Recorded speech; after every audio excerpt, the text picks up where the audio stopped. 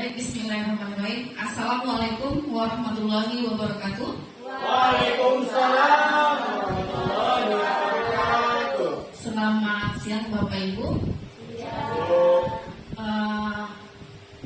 Puji dan syukur kehadirat Allah Tuhan Yang Maha Esa yang memberikan kita kesehatan dan kesempatan sehingga kita dapat berkumpul di sekolah yang kita cintai ini mengikuti kegiatan diseminasi budaya positif yang akan disampaikan oleh Ibu Khairunisa Harahap SPD. Selawat dan salam kita hadiahkan kepada junjungan kita Nabi besar Muhammad SAW. Semoga kita mendapatkan syafaatnya di yaumil akhir kelak. Bapak Ibu yang kami hormati, hari ini kita akan mendengarkan penyampaian pemahaman atau diseminasi tentang budaya positif oleh Ibu Khairunisa Harahap SPD yang menyangkut tugas aksi nyata beliau untuk modul 1.4. Nah, sebelum kita mendengar pemaparan dari Ibu Khairunisa, ada baiknya kita mulai kegiatan kita ini agar diberkahi. Maka sebaiknya kita mulai dengan doa yang akan dipimpin oleh Bapak Ari Setiawan. Kepada Bapak Ari saya persilahkan.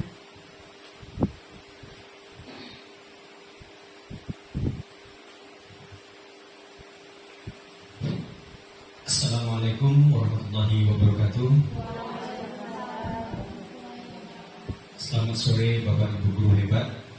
Baiklah, pada kegiatan hari ini agar mendapatkan berkah dari Allah Subhanahu wa taala, kita awali dengan mengucapkan doa terlebih dahulu. Doa pada kali ini akan saya bawakan dengan ajaran agama Islam. Baiklah, doa menurut agama dan kepercayaan masing-masing.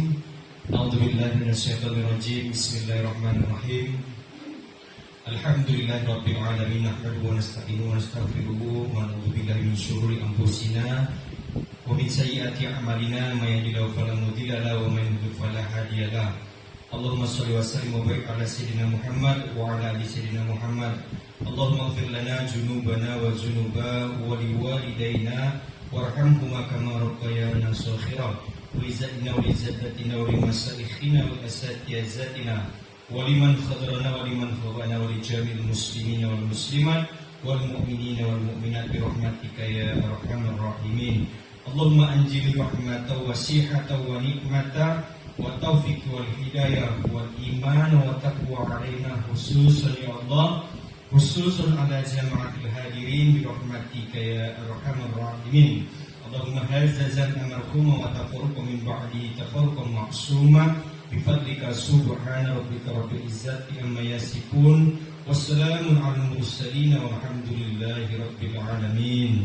Assalamualaikum warahmatullahi wabarakatuh. Baik, terima kasih kepada Bapak Ari Setiawan. Nah, baik Bapak Ibu, kita akan lanjutkan ke kegiatan kita seterusnya, yaitu penyampaian pemahaman tentang budaya positif yang akan disampaikan oleh Ibu Khairunisa Harahap di sekolah kita yaitu SMA Negeri 2 Tegal. Jadi Bapak Ibu silahkan mendengarkan, kemudian terimalah ilmu-ilmu yang positif dari apa yang disampaikan oleh Ibu Khairunisa Harahap. Kepada Ibu Khairunisa Harahap saya persilahkan. Terima kasih kepada Ibu Moderator. Assalamualaikum warahmatullahi wabarakatuh. Waalaikumsalam warahmatullahi wabarakatuh. Terima kasih kepada Ibu Bapak Guru yang telah hadir menyempatkan waktu untuk melengkapi tugas saya yaitu aksi nyata diseminasi budaya positif. Di sini nama saya Khairunisa Harahap SPD. Saya merupakan CGP angkatan 11 SMA Negeri 2 Tegal. Nah, di sini saya akan memaparkan materi tentang diseminasi budaya positif. Nah, jadi sebelum saya menjelaskan apa itu diseminasi budaya positif, ada baiknya kita melakukan kesepakatan forum dahulu. Nah, Di situ ada saya sampaikan menghargai siapapun, terus menjadi pendengar yang baik, atau untuk yang lain, Bapak Ibu kita sepakati. Apakah ada lagi? Menjaga kebersihan. Oke, kata Ibu Sartika menjaga kebersihan.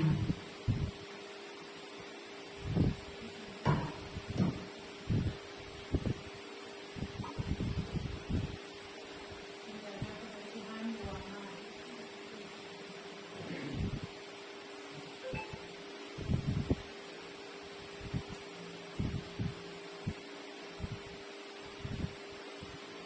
Baik, ada lagi yang lain Ibu-Ibu? Bapak? Iya, kalau dari saya Bu, disiplin dalam berbicara Bu. Oke, baik.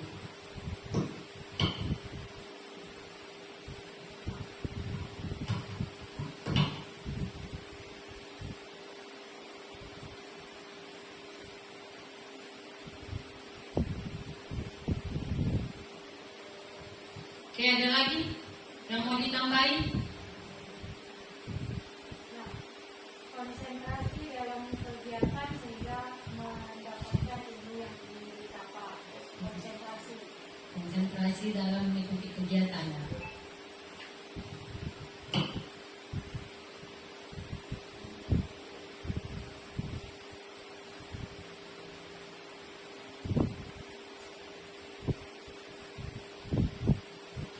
Oke, baik. Nah, di sini ada beberapa kesepakatan forum yang sudah kita sepakati, ya. Kesepakatan ini bukan saya yang buat, tetapi kita bersama. Jadi kesepakatan ini harus kita patuhi bersama, ya, karena ini kesepakatan kita, bukan saya yang buat. Yang pertama, menghargai siapapun, yaitu menghargai pendapat orang lain, ya. Terus menjadi pendengar yang baik. Jadi kalau ada menyampaikan pendapat, mohon didengarkan. Terus yang ketiga, menjaga kebersihan ruangan. Yang keempat, disiplin dalam berbicara. Dan yang kelima, konsentrasi dalam mengikuti kegiatan. Oke, baik. Terima kasih Bapak Ibu. Selanjutnya, di sini konsep utama modul budaya positif ada 7 yang ingin saya sampaikan. Yang pertama, perubahan paradigma belajar. Yang kedua, disiplin positif. Yang ketiga, motivasi perilaku manusia. Yang keempat, keyakinan sekolah atau kelas. Yang kelima, kebutuhan dasar manusia. Yang keenam, posisi kontrol restitusi. Dan yang ketujuh, segitiga restitusi. Nah, baik, selanjutnya di sini pembelajaran dengan paradigma baru. Pembelajaran dengan paradigma baru. Jadi di sini paradigma itu adalah cara berpikir kita sebagai seorang guru itu bagaimana. Jadi kita tidak boleh menyamakan kita yang dulu dengan yang sekarang.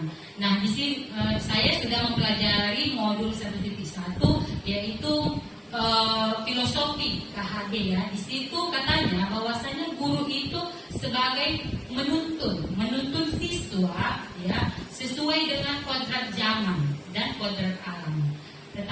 Jadi kita tidak bisa memaksakan bakat anak itu semua harus sama, ya, karena anak itu terlahir mempunyai bakatnya masing-masing. Nah, kita di sini hanya mengembangkannya.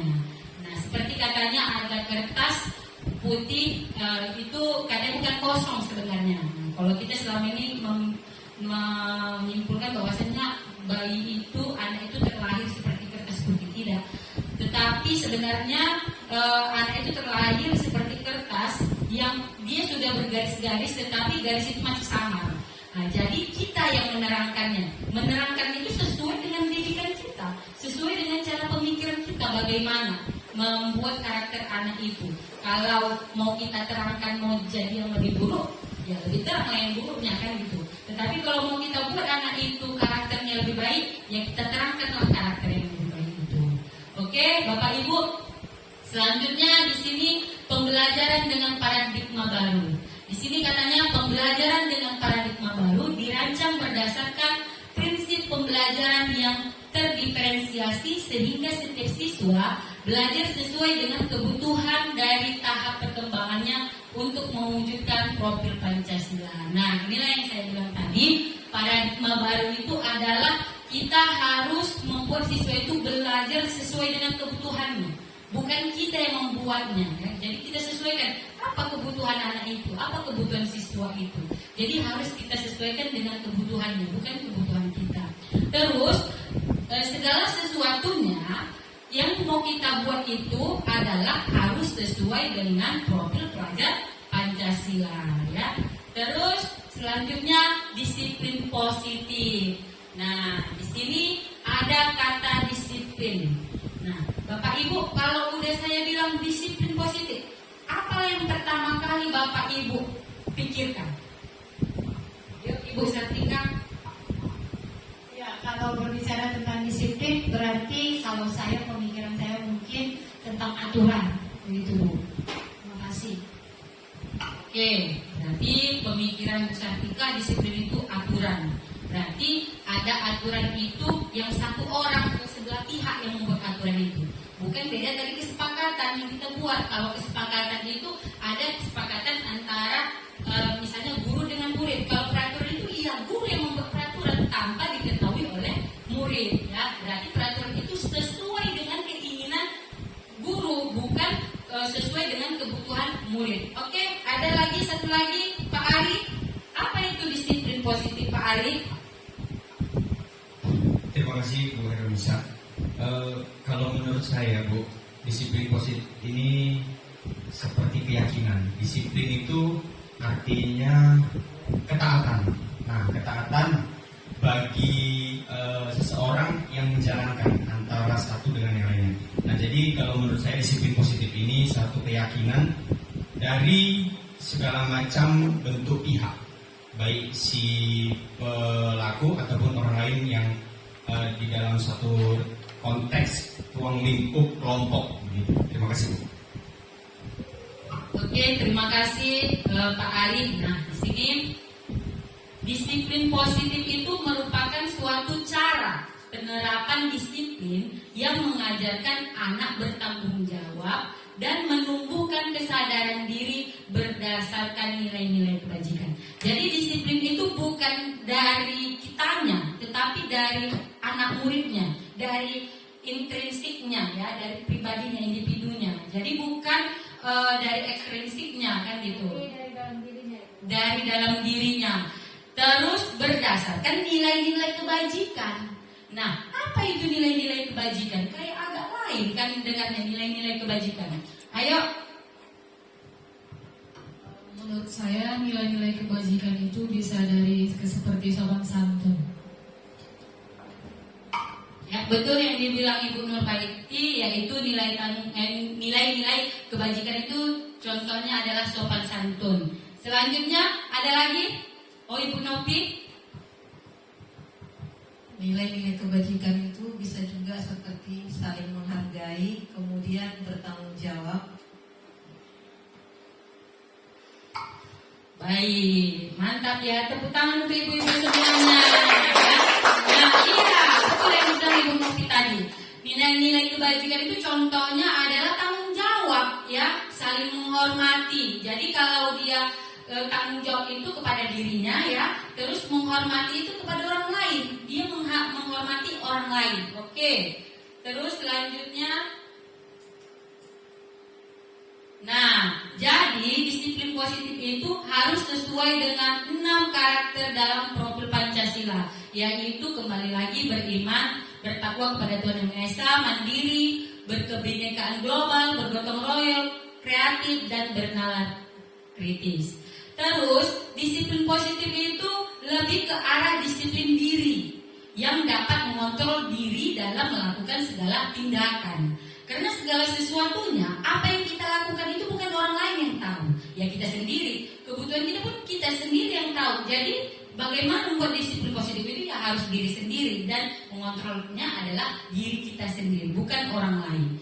Nah, selanjutnya, disiplin diri dapat membuat murid memahami dan menyadari berdasarkan motivasi internal. Nah, motivasi internal itu biasanya dari dalam diri dia sendiri, ya, bukan akibat paksaan, pujian ataupun hukuman. Nah, seperti yang dibilang Ibu Sartika tadi, bahwasanya disiplin itu aturan. Kalau aturan itu berarti jatuhnya paksaan, ya, paksaan. Karena misalnya guru membuat aturan, itu guru secara tidak langsung memaksa harus mengikuti peraturannya, ya. Nah, kalau dia yang melanggar ya dapat hukuman, ya kan? Kalau dia mendengarkan atau mengikuti peraturan guru tersebut mendapat pujian. Nah, tidak seperti itu makna dari disiplin. Disiplin itu adalah lebih mengontrol diri dan melakukan segala tindakannya. Oke.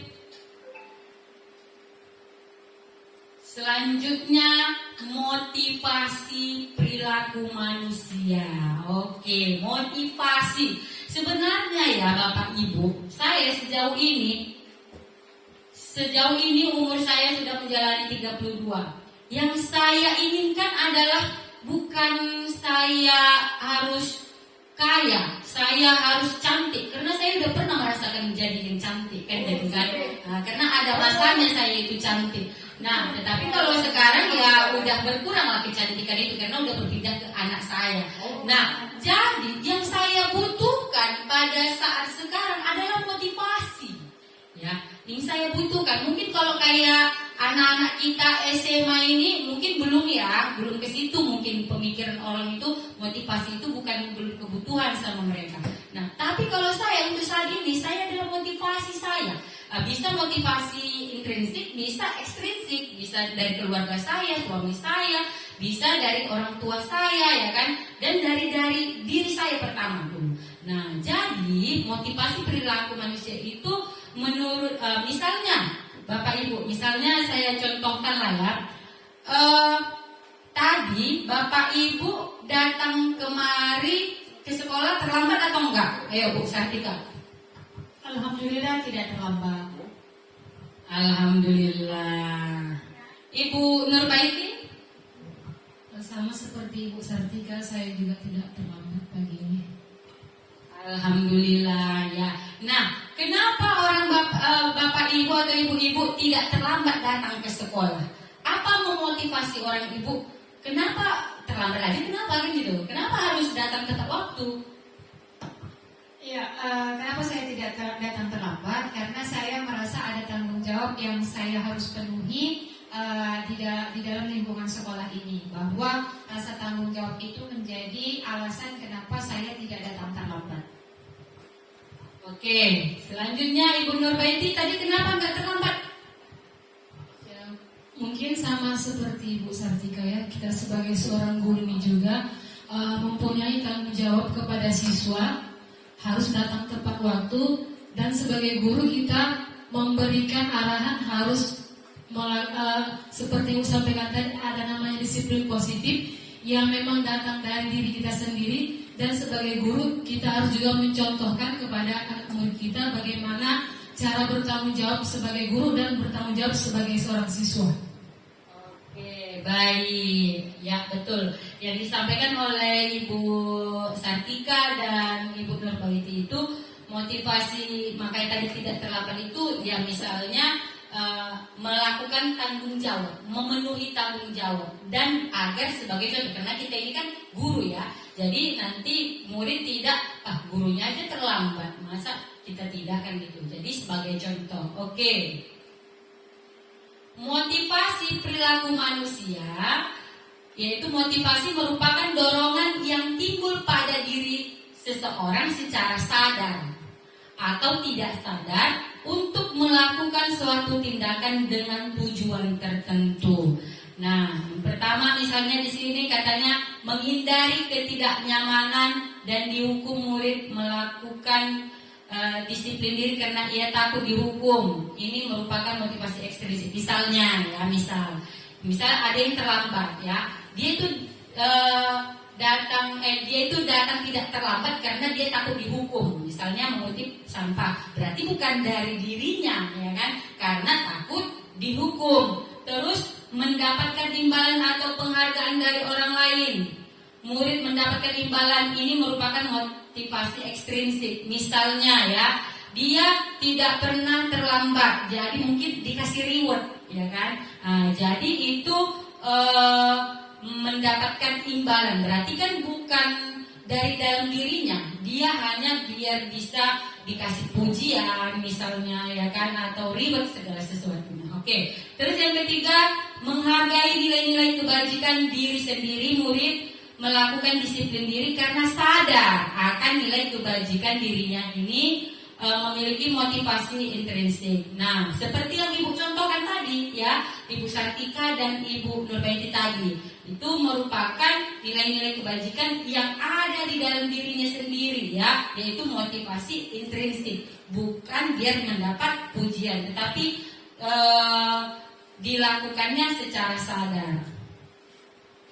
Oke, keyakinan sekolah atau keyakinan kelas.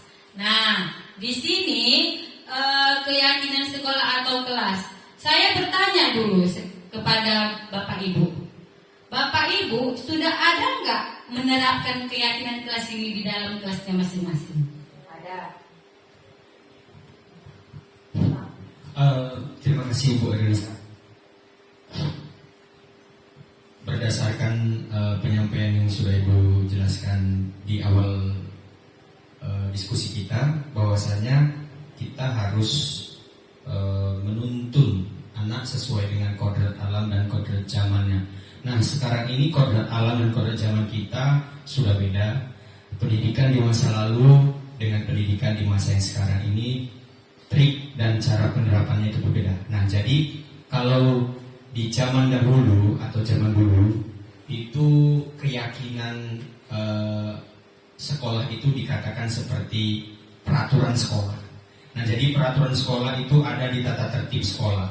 Nah, jadi bagi si pelanggar akan diberikan sanksi atau hukuman. Nah, sedangkan di dalam perkembangan zaman sekarang ini sesuai dengan kodrat alam dan kodrat zaman yang disampaikan oleh Kiai Haji Dewantara, keyakinan sekolah atau kelas ini ditujukan pada sekelompok orang ataupun manusia yang pada saat itu melakukan kesalahan, tetapi tidak ada hukuman di dalamnya. Nah, seperti itu. Terima kasih.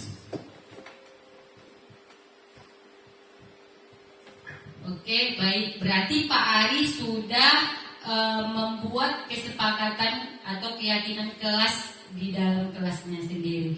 Atau oke, selanjutnya.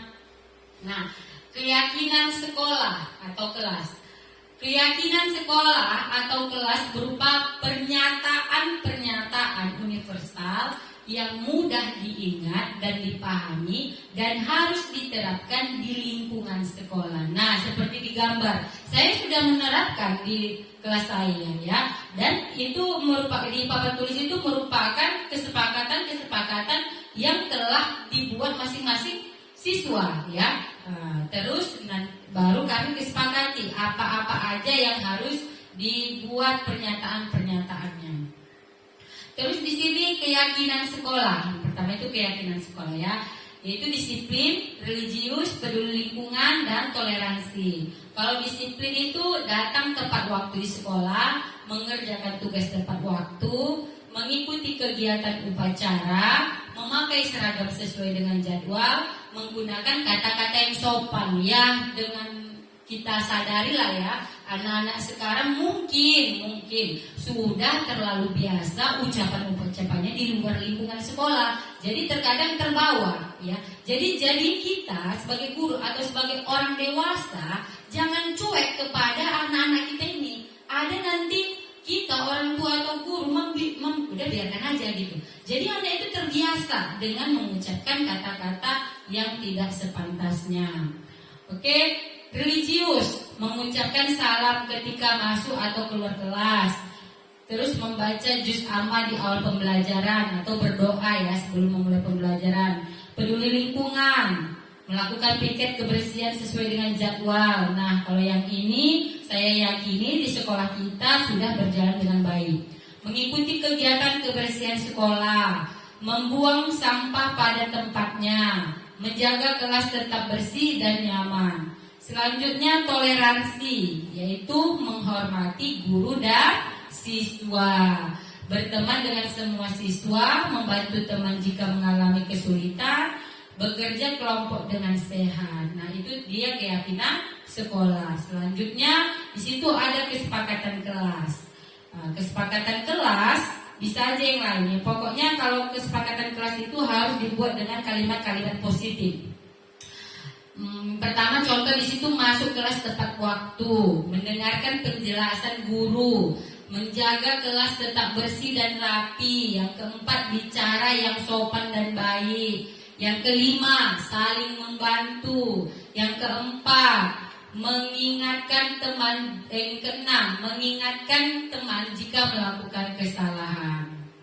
Oke, cara pembentukan keyakinan kelas. Cara membentuknya yang pertama itu lebih abstrak ya. Yang kedua berupa pernyataan universal. Yang ketiga dibuat dalam bentuk positif. Macam saya bilang tadi, dia misal ya. Kadang kita banyak membuat sebenarnya dilarang membuang sampah seperti itu ya kan.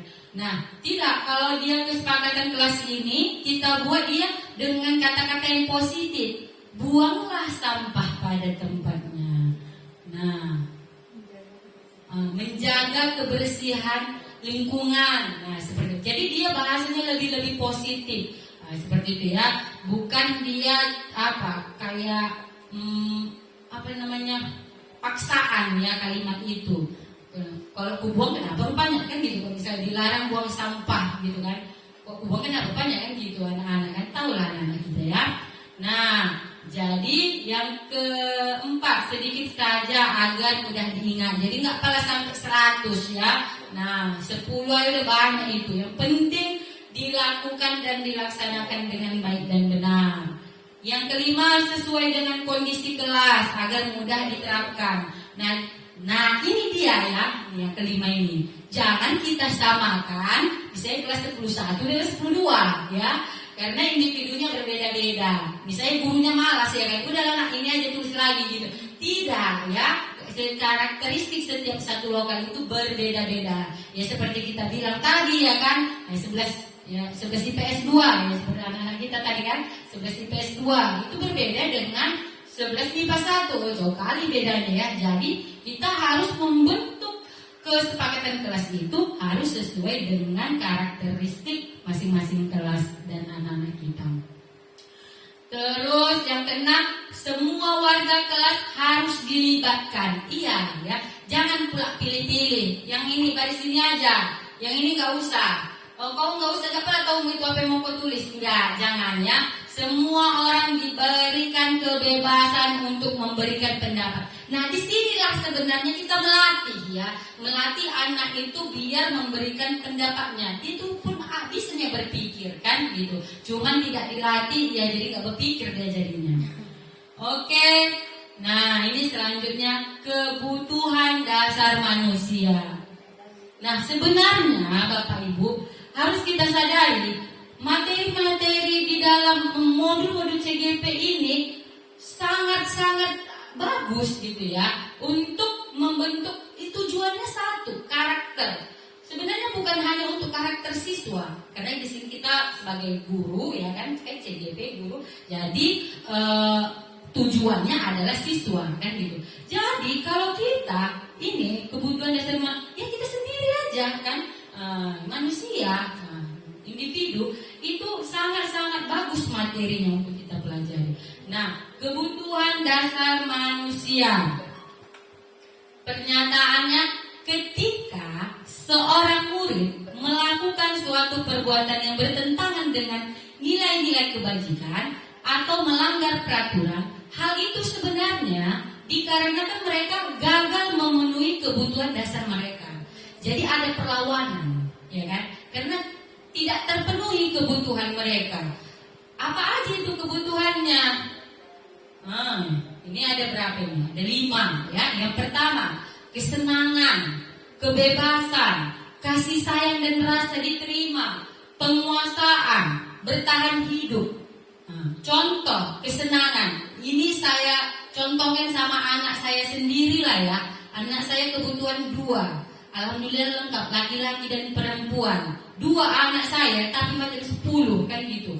Nanti itu segala sesuatunya saya belikan, saya tidak ada pilih kasih. Kalau si kakak dibelikan, adik juga dibelikan. Tetapi tetap ribut, ya kan? Kenapa? Karena adiknya senang melihat kakaknya merengek-rengek. Berarti di sini apa yang belum terpenuhi? jiwa kesenangannya. Jadi, tetapi kita sebagai orang tua jangan langsung menjudge anak kita itu. Misalnya anak saya yang kecil itu, yang jahatlah kau, selalu kau jahati kakakmu. Jadi dia beranggapan di otaknya nanti aku jahat. Nah, terdoktrin dia itu orang jahat. Nah, jadi tidak boleh seperti itu. Jadi kita harus pahami apa kesenangannya, ya. Nah, seperti itu. Terus kebebasan. Nah, seperti di sekolah kita ya. Ada dulu kelas anak murid kita Marga Tanjung. Saya lupa namanya. Marga saya si Tanjung. Faisal Tanjung. Itu yang sukaan keliling-keliling lokal. Dia nggak di kantin, nggak apa, keliling aja. Keliling dia. Siapa yang masuk, adanya guru di dalam lokal. Tetapi dia suka dikelilinginya sekolah ini. Habis itu baru masuk dia. Nah, kenapa itu? Karena dia yang kurang terpenuhi adalah kebebasannya. Ya, kebebasannya kurang terpenuhi. Jadi kalau kita sebagai guru nggak paham memahami anak itu, ya kita bilang juga lah dia itu bandal, sering cabut, apa segala macam. Tetapi kita tidak memahami apa kebutuhan yang kurang, yang belum terpenuhi kepada anak tersebut. Kasih dan rasa diterima, kasih sayang dan rasa diterima. Khususnya SMA Negeri Dr. Gambang ini sangat-sangat kurang kasih sayang dan rasa diterima ya Bapak Ibu. Harus kita pahami siswa-siswa kita itu. Ya, cari perhatiannya luar biasa ya, baik itu laki-laki dan perempuan. Itu harus kita yakini dan kita pahami, harus kita sadari ya. Anak murid kita ini kenapa? Maaf ya. Sebenarnya adik sejauh ini dia tidak ketahui, kadang dia dididik dari kecil itu bukan dari orang tuanya, tapi dari neneknya. Jadi pola pemikiran cara ajar neneknya itu ya sesuai dengan neneknya. Ya nenek-nenek lah kan orang zaman dulu kayak mana. Seperti itu. Terus apalagi, maaf lagi ya, kadang tidak lengkap orang tuanya. Ya, ada yang broken home atau ada yang sudah tiada ya kan.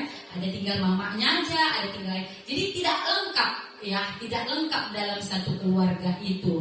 Jadi ya dia kasih sayangnya dan rasa diterimanya itu kurang, itu kebutuhan yang kurang. Jadi di mana dia cari perhatiannya? Ya di sekolah, karena nampaknya guru banyak, ya kan? Laki-laki ada juga gurunya, ya kan? Perempuan ada yang muda, ada yang cantik, ada yang jelek, ada yang cerewet, ada yang diam aja kan gitu kan? Jadi dia seperti saya ya, setiap hari Sabtu piket itu luar biasa ya.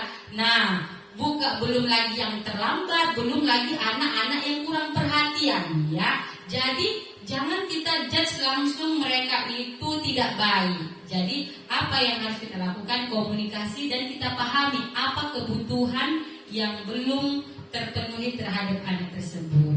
Penguasaan contohnya. Nah, ini ada sebagian memang anak murid kita suka mempalak-palak ya kan? Mempalak-palak biar dia itu merasa dia itu jago, atau dia itu biar ditakuti, rasa ditakuti sama kawan-kawannya, dia itu merasa bangga dia itu ditakuti. Nah, kalau ada anak yang seperti ini, harus kita yang belum terpenuhi itu adalah kebutuhan penguasaannya atau jiwa kepemimpinannya. Jadi sebagai murid kita harus salurkan. Jadi apa anak ini biar terpenuhi kebutuhannya? Jadikan aja ketua kelas, kalau bisa ketua OSIS kalian, ya kan? Biar dibuatnya dulu sekolah ini sesuai dengan kepemimpinan dia. Kadang pemimpin itu harus tegas, harus ada yang mentakutinya ya. Nah seperti itu. Terus yang terakhir adalah bertahan hidup. Ada dulu murid kita namanya Rahman Ade.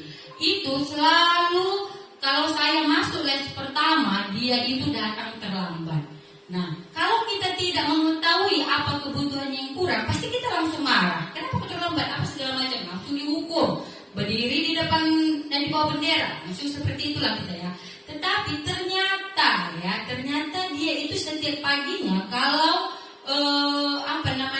sampai di sekolah itu langsung ke kantin sarapan. Kenapa? Karena ternyata ibunya tidak ada ya, tidak ada di rumah dan tidak ada lagi ya.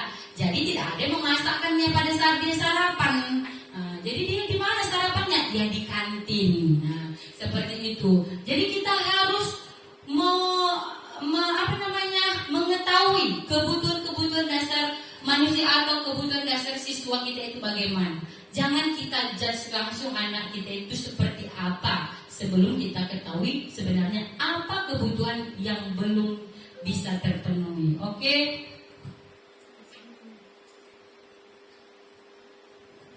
Oke, sebelum ke posisi kontrol restitusi, saya mau ice breaking. Oke, silakan berdiri Bapak Ibu, biar kita senang-senang.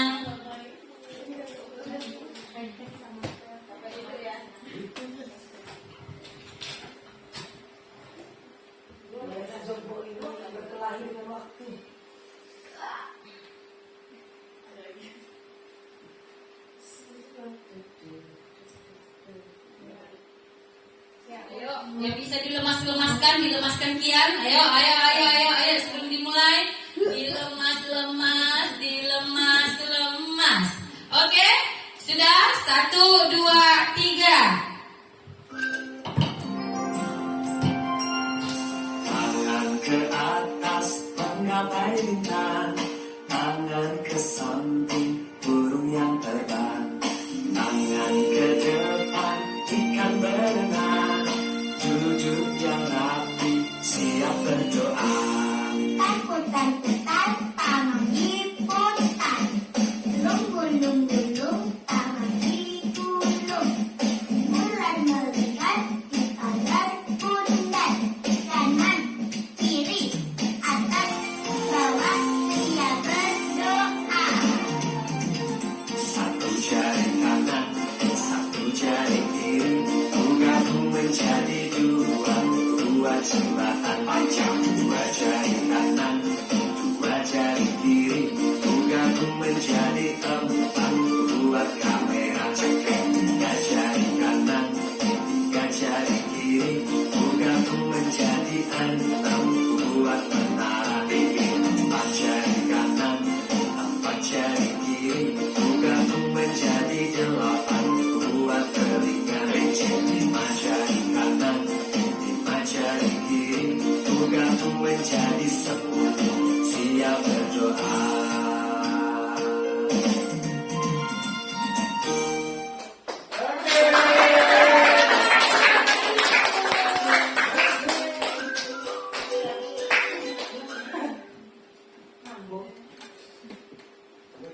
Tambah lagi Bapak Ibu. Ya.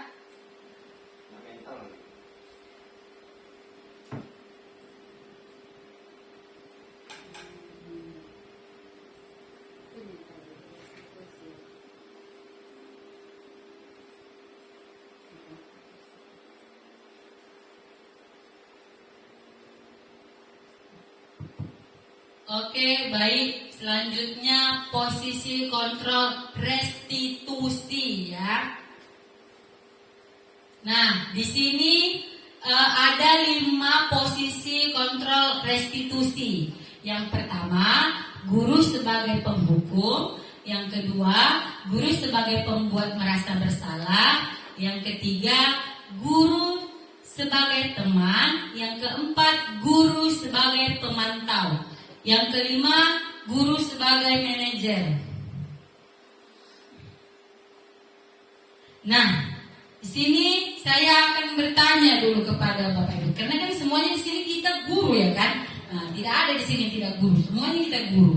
Nah, jadi saya mau bertanya dulu kepada Bapak Ibu, ya kan? Dari yang kelima posisi kontrol restitusi itu, yang mungkin kalau kayak saya pertama kali mengajar itu 2016, berarti ada sekitar 8 tahun lah saya di sini ya.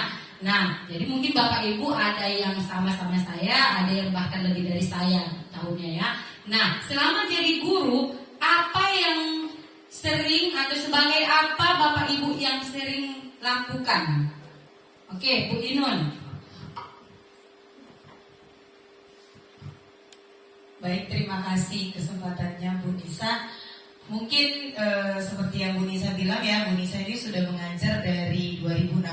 Kalau saya dari 2019, mungkin lebih lama Ibu.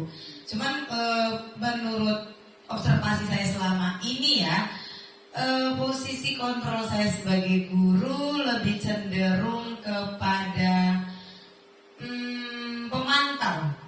Itu menurut observasi saya sendiri.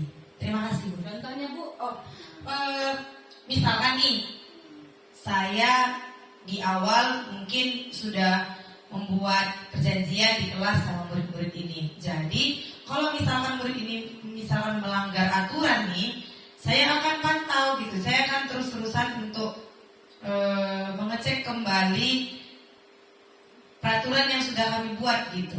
Pokoknya selalu saya tengok lah dia. Kalau misalkan dia berbuat salah nih, besok-besoknya biasanya saya akan merasa, contoh nih misalnya dia bohong, si murid ini berbohong, besok jadinya saya terus-terusan memantau dia nih, apakah dia masih tetap berbohong, sekalipun dia berkata jujur, saya masih tetap agak trust isu gitu sama dia, kurang yakin gitu. Jadi saya pantau terus nih jadinya, nggak lepas dari pemantauan saya. Mungkin seperti itu. Oke, berarti Ibu Inun guru sebagai pemantau. Kalau Ibu Sartika yang lebih lama dari saya? Ya, oke, terima kasih kesempatannya. Kalau berbicara tentang lama, tidak menjamin seseorang menjadi kualitas yang baik gitu ya. Tergantung dari proses belajarnya. Jadi lama tidaknya kita jadi guru adalah bagaimana proses kita mau memperbaiki diri, bahwa yang kita lakukan belum tentu yang terbaik, tapi saat kita tahu itu tidak baik maka kita harus merubahnya, kan gitu. Nah, dari 5 posisi kontrol restitusi yang ada tadi yang sudah disebutkan Ibu Hairunisa, kalau saya lebih multifungsi mungkin ya. Jadi saya ini mungkin terkadang guru sebagai penghukum, terkadang saya berubah menjadi guru sebagai pembuat merasa bersalah, terkadang saya guru yang sebagai teman, terkadang saya guru sebagai pemantau. Cuman di posisi yang kelima, guru sebagai manajer, saya masih dalam tahap belajar, masih dalam tahap mencoba menjalani bagaimana guru itu sebagai posisi manajer. Tapi menurut penilaian saya secara pribadi, saya belum layak atau belum cukup lah nilainya, mungkin ya belum cukup dikatakan sebagai guru sebagai manajer. Jadi keempat poin 1, 2, 3, 4 mungkin terkadang masih saya lakukan sesuai dengan kondisi yang ada gitu. Jadi beda kondisi, terkadang beda posisi peran saya di situ. Nah, di saat sekarang ini saya sedang mencoba di posisi kelima, bagaimana sih guru sebagai seorang manajer. Ya mudah-mudahan dengan pemahaman yang akan dibagikan oleh Bu Hairunisa ini nanti membuat saya semakin mudah memahami dan mudah menjalankan posisi guru sebagai manajer. Terima kasih. Oke, baik. Nah, berarti kalau Ibu Sartika ini dia tergantung kondisi ya, tergantung kondisi bagaimana ya. Jadi dia harus melakukan ini. Mungkin Ibu Sartika ini sudah mencoba sebagai guru sebagai manajer, tetapi melihat anaknya ya kan, oh ini harus dihukum ini kan gitu kan. Jadi balik-balik ke satu juga kan, guru sebagai penghukum. Nah, seperti itu ya. Nah, oke. Di sini 5 posisi kontrol restitusi ya. Di situ penghukum. Penghukum itu biasanya gini kata-katanya. Kalau kamu tidak melakukan, awas ya, rasakan. Nanti saya hukum gitu ya. Itulah penghukum. Kalau pembuat bersalah, kamu tidak, misalnya saya menjelaskan, ternyata ada anak yang tidur, ya kan, pada saat saya menjelaskan. Jadi saya marah. Kamu nggak kasihan melihat saya sudah capek-capek menjelaskan. Nah, itulah pembuat rasa bersalah ya kepada anak ya. Terus teman, nah kadang teman ini ada positif ada negatifnya, nah, tapi kebanyakan negatifnya. Kadang siswa ini pun kalau sudah merasa dia dekat sama guru, oh ya kan, dia langsung menggurui gurunya ya kan. Nah sebagai teman pun kita tidak boleh terlalu ya, tidak boleh terlalu dekat. Jadi nanti lama-kelamaan anak itu tak tahu batasannya lagi ya. Nah seperti itu. Terus pemantau ya, pemantau seperti yang dicontohkan Ibu Ainun tadi ya, dia sedikit-sedikit sesuai dengan apa peraturan, melanggar sedikit, langsung ada konsekuensinya kan gitu. Terus kalau dia manajer ini, dia mengajukan pertanyaan-pertanyaan. Misalnya anak itu melakukan kesalahan, ya. Jadi kita tanya dulu anak itu kenapa dia melakukan kesalahan itu, ya kan gitu. Kenapa bisa dilakukannya? Apa alasannya? Ya. Apakah dia mau memperbaikinya? Jadi kita itu sebagai coachnya, ya. Jadi apanya aja. Anak itu yang melakukan kesalahan, dia juga mencari solusi, dia memperbaiki kesalahan, dan dia juga membuat komitmen tidak melakukan kesalahan yang sama. Nah itu loh kalau manajer ini ya. Jadi memang proses manajer ini tidak mudah ya. Saya akui itu tidak mudah. Oke. Nah penerapan ya, cara penerapannya. Penerapan 5 posisi kontrol restitusi. Yang pertama penghukum. Kalau penerapan itu tadi yang saya bilang. Patuhi aturan sekolah, lalu berdiri di depan kelas. Nah misalnya kalau tidak dipatuhi atau dilanggar langsung dikasih hukuman. Kalau membuat rasa bersalah itu tadi ibu kecewa kepada kamu gitu ya, rasa-rasa kecewa membuat anak itu rasa membuat bersalah. Teman misalnya ini, ayolah yang tertib buat ibu guru bangga, atau kali ini kamu tidak apa-apa berbuat salah. Jadi karena sudah kita menganggap dia itu teman, apapun yang dilakukannya ya kita lewatkan aja gitu, kita biarkan aja karena kita menganggap kita maklumi karena kita menganggap oh udahlah memang kayak gitunya dia gitu. Jadi anak itu tidak tahu dia itu melakukan kesalahan ya seperti itu. Jadi sebagai teman boleh tetapi jangan terlalu. Pemantau, kamu sudah melanggar apa peraturan dan konsekuensinya. Nah seperti Bu Ainun tadi ya. Manajer, apa kamu tahu kesalahanmu kira-kira? Kamu tahu kesalahan kamu? Nah jadi kita bertanya dan dia berpikir ya. Karena kadang anak-anak ini saya yakin tak pernah berpikir ya. Nah, dilakukannya aja sukanya. Tidak dipikirkan yang dilakukan itu cocok apa enggak. Nah, jadi kita sebagai guru, sebagai orang tua memperhatikan tingkah laku anak itu. Kalau tidak cocok harus kita luruskan gitu. Harus kita tanya dulu. Itu menurutmu betul nggak yang kau kerjakan? Biar dia berpikir oh iya salah. Jangan langsung kita marahi. Terkadang pun anak ini kita marahi diam, bukan dia itu sama kita. Dia nggak paham ibu ini kenapa marah-marah, gitu ya. Jadi nggak tahu kesalahannya. Jadi makanya segala sesuatunya jangan langsung dijudge, jangan langsung dimarahi, tetapi kita coba dulu dia berpikir apa yang sudah dilakukannya. Oke, selanjutnya. Nah, di sini posisi kontrol restitusi yang pertama. Nah, di antara kelima posisi kontrol tersebut sebaiknya seorang guru menggunakan posisi kontrol manajer. Yang kedua, sebagai manajer, guru dapat berbuat sesuatu bersama murid, mempersilahkan murid bertanggung jawab dan mendukung murid agar dapat menemukan solusi. Yang ketiga, selain itu posisi manajer mengacu pada restitusi yang dapat menjadikan murid sebagai manajer bagi dirinya sendiri sehingga dapat tercipta identitas positif pada diri murid. Oke, tadi sebenarnya saya sebelum kemarin mau menanya sebenarnya kepada Bapak Ibu ya. Dari yang kelima tadi, posisi 5 posisi kontrol restitusi itu apa sih yang bagus menurut Ibu yang harus kita terapkan atau penerapannya yang lebih baik dari kelima itu? Ayo. Baik, dari kelima posisi kontrol restitusi tadi, yang paling baik memang harus dilakukan seorang guru adalah guru itu sebagai manajer. Dimana kalau anak itu bersalah kita tanya dulu apa masalahnya dan kita tanya kembali ke anak bagaimana solusinya untuk menyelesaikan masalah tersebut. Menurut saya seperti itu. Bukan lagi guru itu sebagai penghukum, pembuat rasa bersalah, guru sebagai teman dengan anak murid, dan guru sebagai pemantau. Lebih baiknya kalau dari yang sudah dijelaskan sama Bu Khairunisa, guru itu memang lebih cocok sebagai manajer. Oke, terima kasih Ibu Nurbaiti. Ya, memang betul yang Ibu katakan.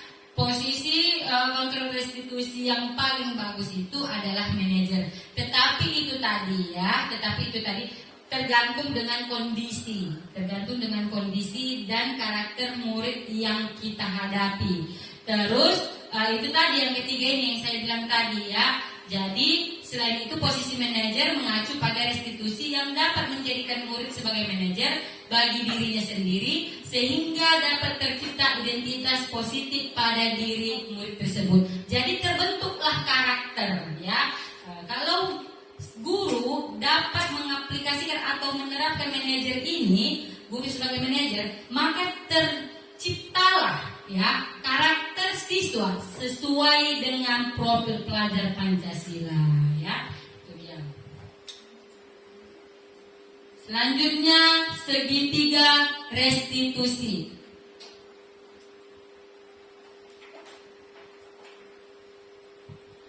Pendekatan restitusi menurut Gosen 2004, restitusi itu adalah proses menciptakan kondisi bagi murid untuk memperbaiki kesalahan mereka hingga mereka bisa kembali pada kelompok mereka dengan karakter yang lebih kuat. Nah, itu tadi saya katakan ya.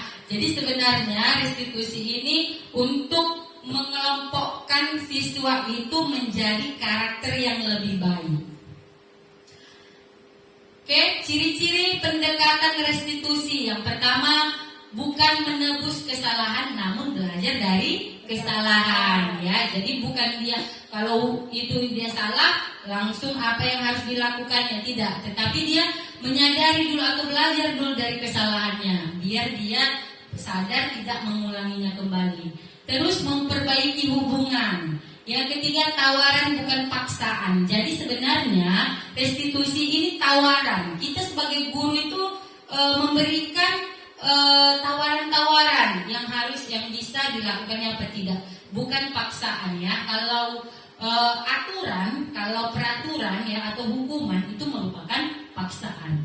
Menuntun untuk melihat ke dalam diri. Yang kelima, mencari kebutuhan dasar yang mendasari tindakan.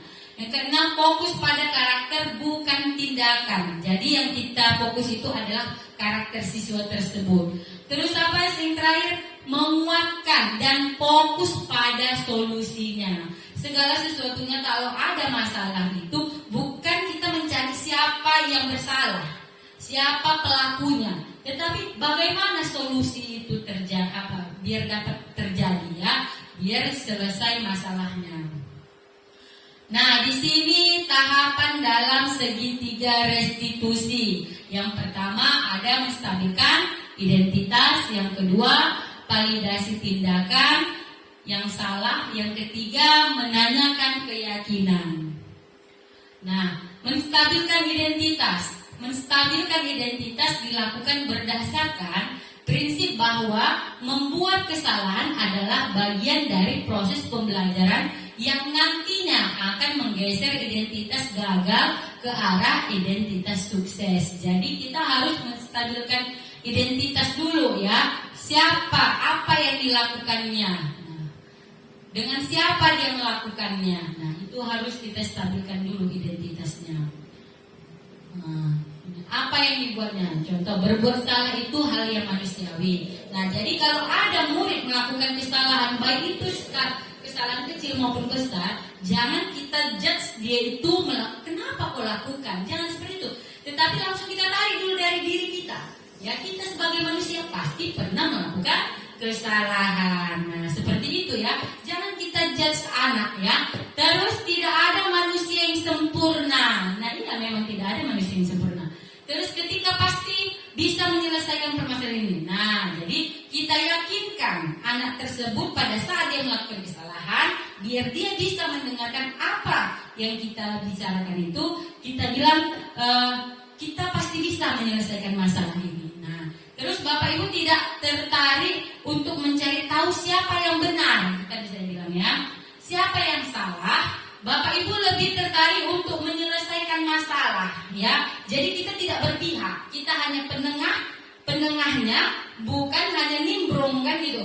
Penengahnya memikirkan apa solusi masalah tersebut. Oke? Terus kalau kamu menyalahkan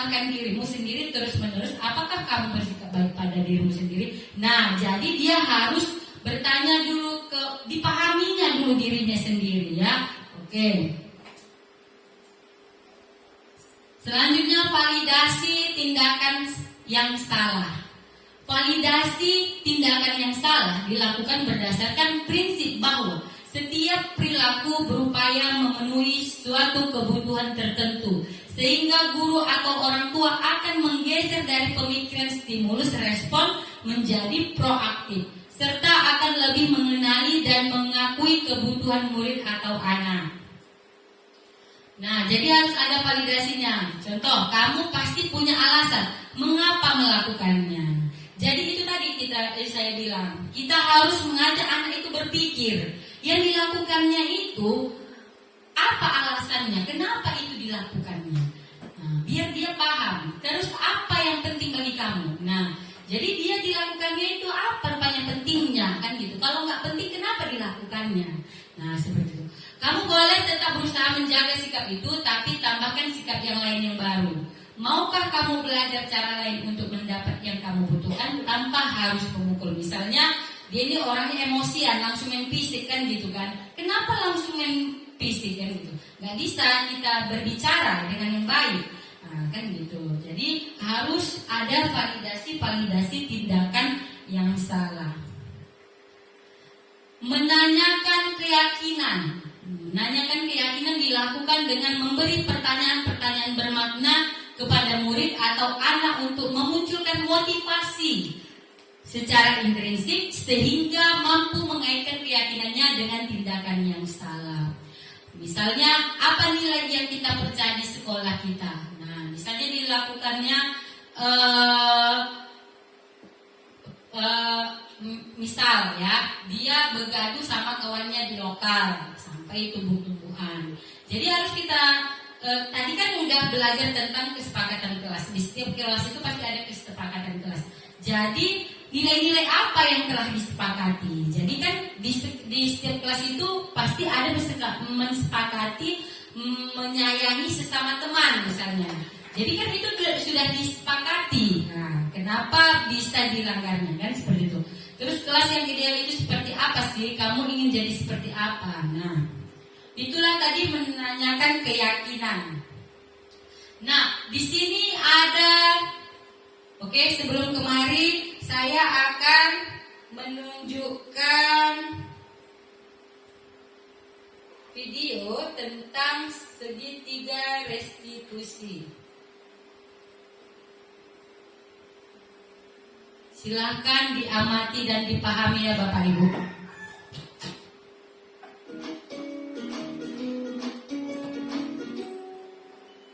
Salam dan bahagia Ibu dan Bapak guru hebat. Pada video kali ini kita akan membahas tentang salah satu program disiplin positif yang diterapkan di lingkungan sekolah yang dikenal dengan nama restitusi.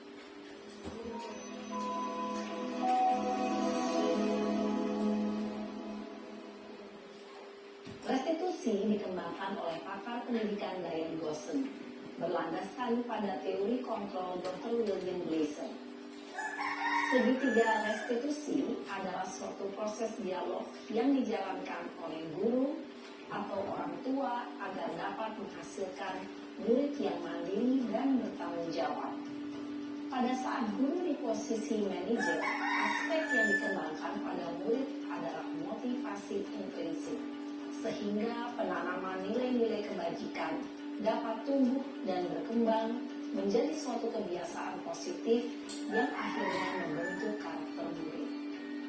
Proses dialog ini terdiri dari 3 langkah yang digambarkan pada ketiga sisi pada segitiga restitusi.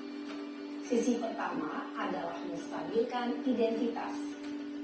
Sisi yang kedua adalah validasi tindakan yang salah. Dan sisi yang ketiga adalah menanyakan keyakinan. Ibu dan Bapak guru, berikut ini akan ditunjukkan bagaimana seorang guru berada dalam posisi manajer menggunakan penerapan segitiga restitusi.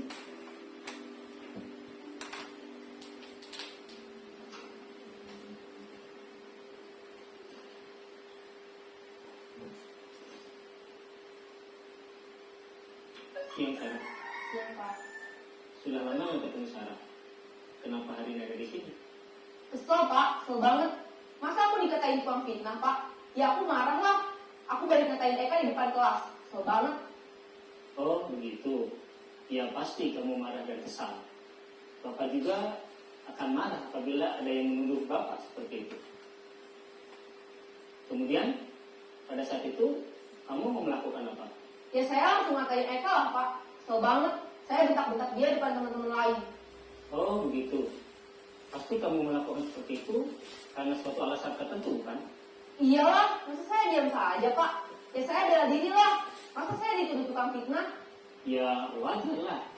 Mempertahankan harga diri itu sesuatu yang penting buat kamu.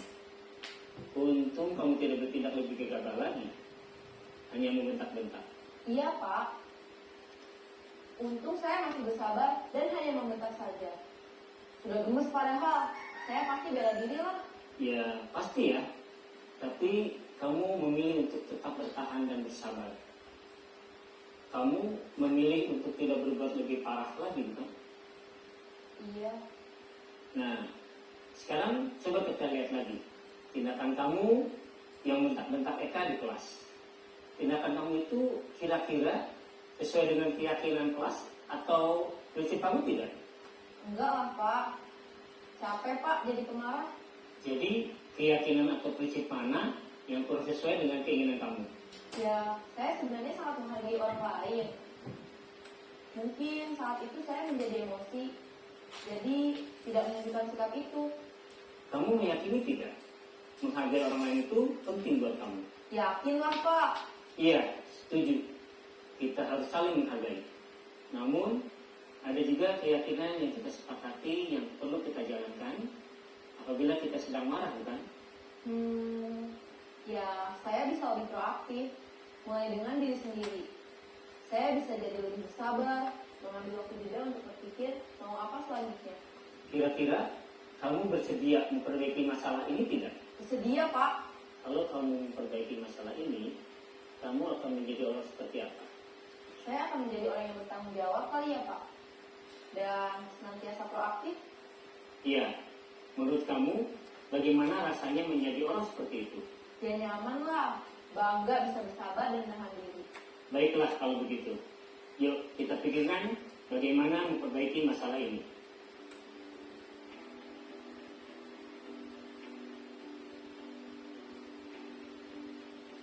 Ibu dan Bapak guru hebat. Baru saja kita menyaksikan contoh bagaimana seorang guru berada dalam posisi manajer menggunakan penerapan segitiga restitusi. Mari kita bahas satu persatu. Pada sisi pertama, menstabilkan identitas berdasarkan pada prinsip bahwa membuat kesalahan adalah bagian dari proses pembelajaran. Sisi pertama dari segitiga ini berperan menggeser identitas murid dari identitas gagal ke identitas sukses.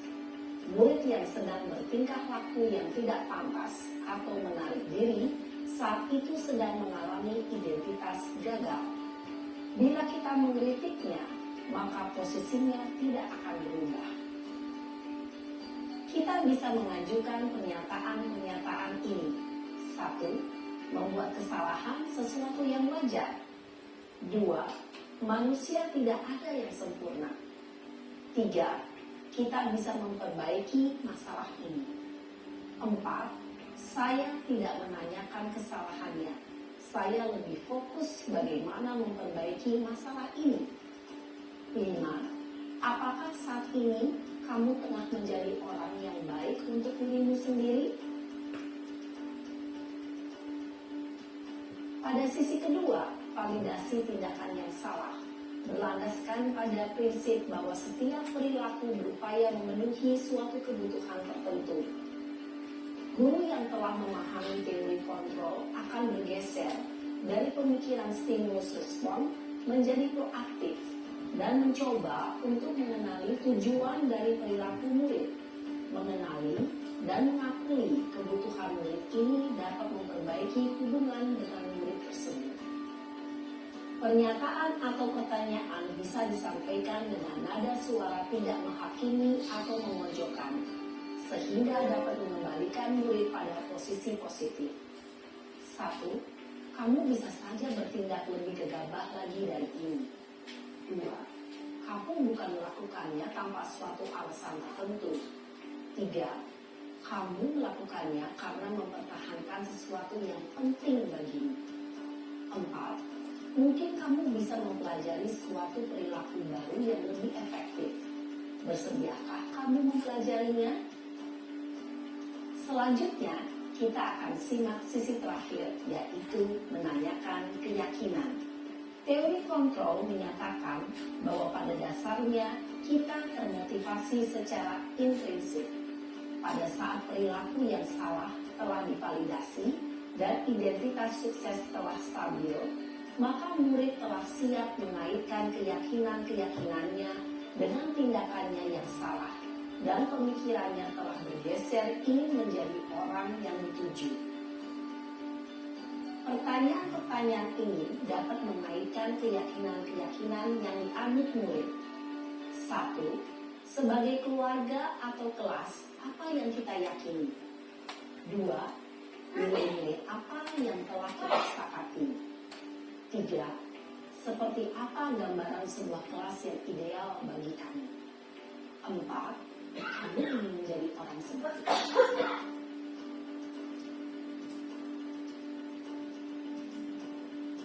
Dalam menerapkan segitiga restitusi, perlu diperhatikan beberapa hal, yaitu 1. Perilaku yang salah perlu dikaitkan dengan nilai-nilai atau keyakinan-keyakinan yang telah disepakati atau dituju. 2. Kesediaan orang yang melakukan kesalahan untuk memperbaiki masalah. 3. Pemecahan masalah sebisa mungkin relevan atau memiliki hubungan dengan masalah yang ada. 4. Usaha. Perlu adanya suatu usaha perbaikan dari pihak yang berbuat kesalahan. 5. Waktu. Perlu didedikasikan waktu dari pihak yang berbuat kesalahan. Tanyakan kapan akan mulai diberlakukan usaha untuk memperbaiki masalah. Dengan memahami struktur penerapan segitiga restitusi, diharapkan guru dapat menerapkan posisinya sebagai manajer dengan mengajukan pertanyaan-pertanyaan bermakna yang dapat membuat murid menjadi lebih percaya diri, bertanggung jawab, dan mandiri. Nah, Ibu Bapak Guru, perlu tidaknya mengikuti ketiga tahapan dalam segitiga restitusi bergantung pada ringan beratnya suatu permasalahan. Misalnya, bila permasalahan tersebut ringan, maka tidak perlu dijalankan secara berurutan. Bahkan bisa semudah menanyakan apa keyakinan yang kita sepakati. Dengan menjalankan segitiga restitusi, dengan mengajukan pertanyaan-pertanyaan bermakna, diharapkan murid menjadi lebih kuat secara pribadi, dapat membuka wawasan murid agar dapat menyelesaikan permasalahannya sendiri, semakin percaya diri, mandiri, dan merdeka. Salam dan bahagia, Ibu Bapak Guru hebat.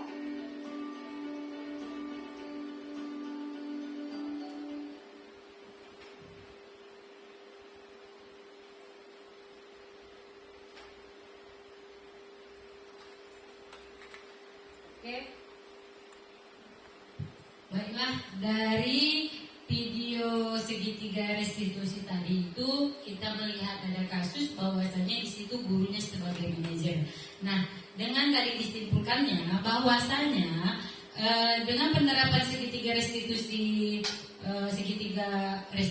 itu dia tergantung permasalahannya, ya. Jadi tidak semua masalah harus kita pakai segitiga restitusi, tidak, tergantung permasalahannya. Kalau cuman masih satu aja, yang kan ada 3 tadi kan, cuma satu aja kita gunakan udah bisa menyelesaikan masalah, ya udah satu saja. Tetapi kalau masalahnya itu berat, ya kan, sampai mendatangi orang tua atau sampai polisi datang apa segala macam, ya harus sampai sedetail-detailnya lah kita buat atau kita gunakanlah segitiga restitusi tersebut.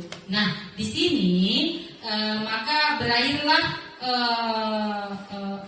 presentasi kita ini dan materi saya sudah selesai. Untuk menutup presentasi ini saya mau ada satu guru yang bisa merefleksikan dari pemaparan yang telah saya jelaskan dari awal sampai akhir ini. Nah, siapa yang mau? Ibu, Bapak Ibu? Ya, Ibu Sartika. Kepada Ibu Sartika dipersilakan. Ya, terima kasih kepada Ibu Airunisa atas kesempatannya.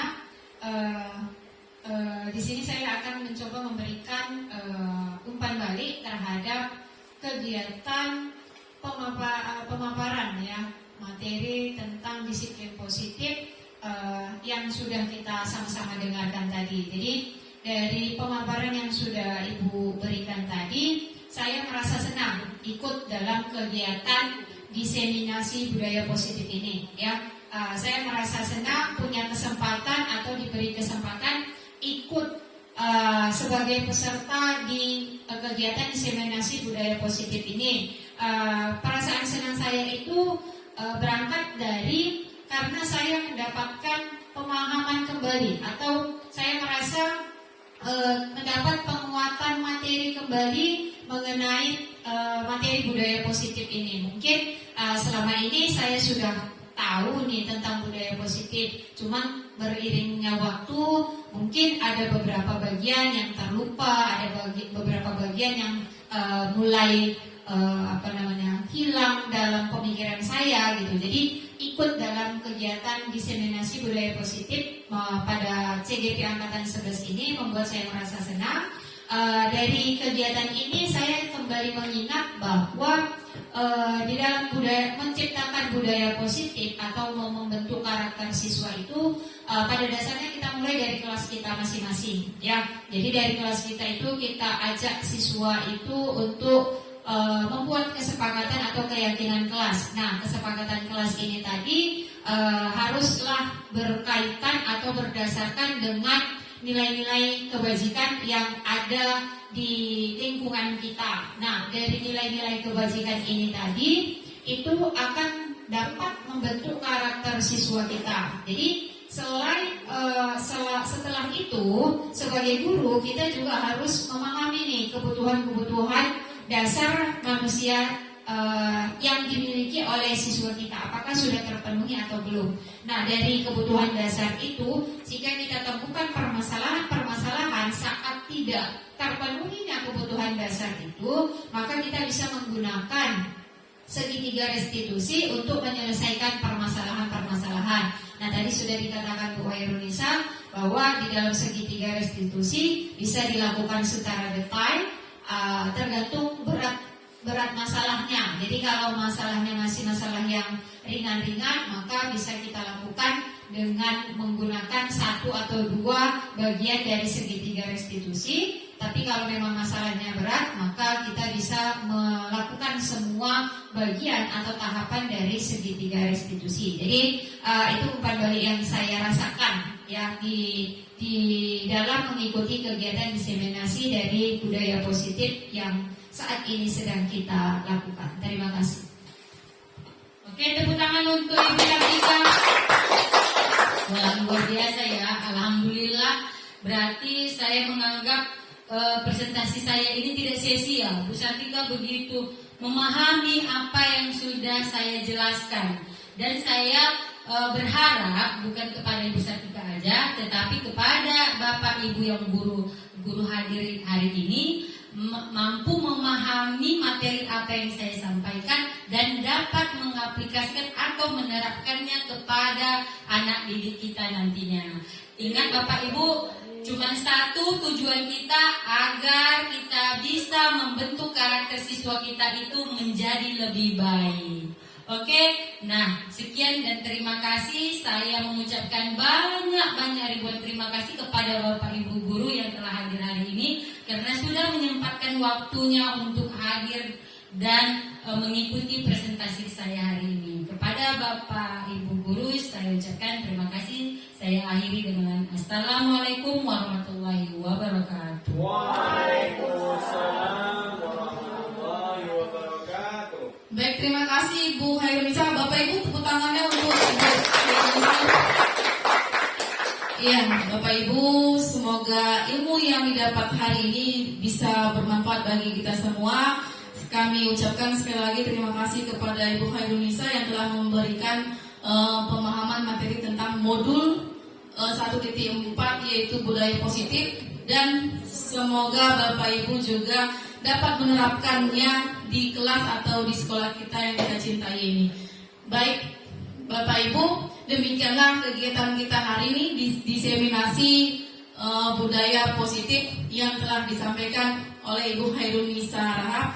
Dengan itu saya selaku moderator mohon maaf jika ada salah-salah kata. Begitu juga yang sempurna dan yang paling sempurna hanya Allah Subhanahu wa Ta'ala. Jadi saya tutup dengan Assalamualaikum warahmatullahi wabarakatuh. Waalaikumsalam warahmatullahi wabarakatuh.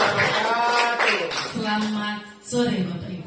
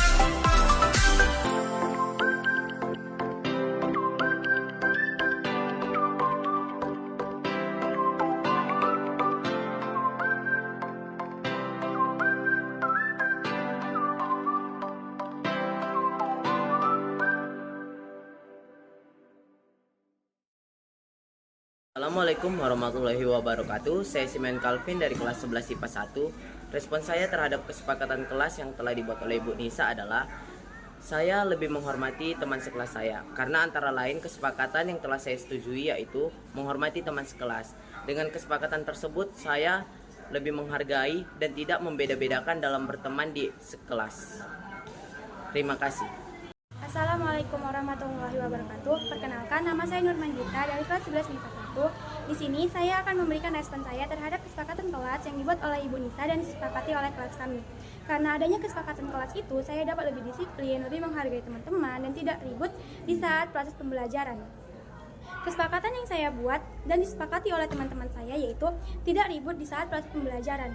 Karena adanya kesepakatan itu sehingga kami lebih nyaman belajar dan tidak ribut di saat proses pembelajaran itu. Terima kasih ya Bu Nisa atas kesepakatan yang telah Ibu buat dan disepakati oleh teman-teman saya sehingga kami dapat lebih disiplin dan menghargai sesama teman. Refleksi. Pelaksanaan diseminasi atau penyebaran dan penerapan pemahaman budaya positif kepada rekan guru saya laksanakan pada hari Kamis 8 Agustus 2024 bertempat di SMA Negeri 2 Torgamba. Kegiatan penerapan keyakinan kelas bersama murid kelas 11 IPA 1 saya laksanakan pada hari Senin 22 Juli 2024 bertempat di SMA Negeri 2 Torgamba. Murid sangat antusias dalam membuat keyakinan kelas. Perasaan saya setelah melaksanakan aksi nyata modul 1.4 budaya positif ini, saya menjadi sangat bersemangat dalam melakukan perubahan ke arah yang lebih baik, terutama dalam menerapkan konsep inti budaya positif di sekolah. Rencana perbaikan. Yang pertama, selalu melakukan evaluasi secara berkala. Yang kedua, terus meningkatkan koordinasi dengan semua pihak di lingkungan sekolah. Yang ketiga, terus meningkatkan ilmu pengetahuan dan pengalaman terkait budaya positif. Yang keempat, berupaya meminimalisir kekurangan-kekurangan yang ada.